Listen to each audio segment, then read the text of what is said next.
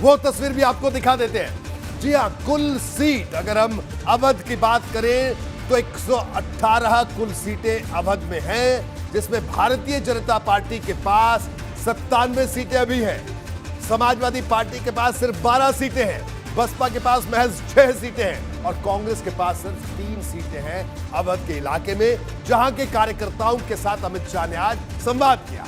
अवध क्षेत्र में 21 जिले आते हैं, जिसमें से ज्यादातर पर भाजपा ने बेहतरीन प्रदर्शन किया था 2017 में। अवध इस वक्त भाजपा के किले के रूप में तब्दील हो चुका है। अवध मतलब भाजपा का किला। 2017 के अगर नतीजों पर गौर करें, अयोध्या, औरैया, बलरामपुर, फर्रुखाबाद में clean sweep Bharatiya Janata party ने किया था। कानपुर देहात, लखीमपुर, गोंडा की सभी सीटें जीती। लखनऊ में 9 में से 8 सीट पर बीजेपी जीती थी।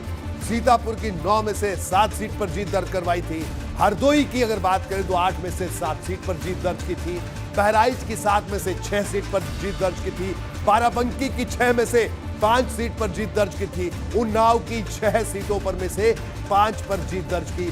सुल्तानपुर की 5 में से 4 पर जीत दर्ज की। अमेठी की 4 सीटों में से 3 पर जीत दर्ज की थी।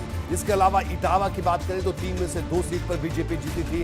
कन्नौज की बात करें तो 3 में से 2 सीट पर भारतीय जनता पार्टी जीती थी। यह तस्वीर थी अवध की 2017 में। और अवध में कुछ एक जिले ही ऐसे हैं जहां भाजपा को थोड़ी सी ताकत लगाने की जरूरत है, और ये जिले भी पूरी तरह से भगवा रंग में रंगे नजर आ सकते हैं। बीजेपी के रणनीतिकार इस बात को मानते हैं। देखिए, 2017 के चुनावों को एक बार फिर देखते हैं। रायबरेली की बात करें, रायबरेली में 6 में से 3 सीट पर भारतीय जनता पार्टी को हार का सामना करना पड़ा था। कानपुर नगर की 10 में से 3 सीटों पर हार का सामना करना पड़ा था।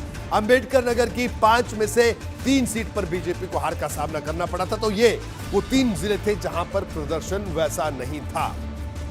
वही मुख्यमंत्री योगी आदित्यनाथ ने भी अपने भाषण में राम मंदिर का मुद्दा उठाया और इसके साथ ही उन्होंने भाजपा कार्यकर्ताओं की जमकर तारीफ की। मुख्यमंत्री ने कहा कि कार्यकर्ताओं की ताकत के दम पर ही भाजपा केंद्र में लगातार 2 बार और यूपी में 17 में सत्ता तक पहुंची और फिर पहुंची।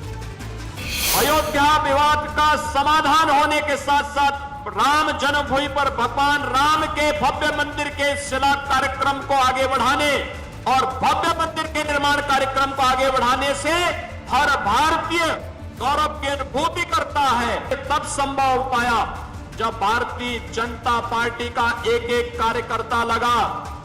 एक एक कार्यकर्ता ने एक एक जन को जाति, मत और मजहब की दीवारों को तोड़ करके सामाजिक विघटन की उन दुष्प्रवृत्तियों को परास्त करके दंगाइयों को पूरी तरह मात देते हुए जब एक एक कार्यकर्ता ने उस समय मेहनत की, तब भारतीय जनता पार्टी नेतृत्व की सरकार दूसरी बार केंद्र में और 2017 में उत्तर प्रदेश में आ पाई। मर्यादा पुरुषोत्तम भगवान श्री राम की पावन जन्मभूमि अयोध्या भी इसी प्रांत के अंदर आता है और अयोध्या में भगवान राम के भव्य मंदिर के निर्माण कार्य को नई बनती हुई अयोध्या को हर भारतीय आज गौरव की दृष्टि से देखता है, पूरी गरिमा के साथ देखता है।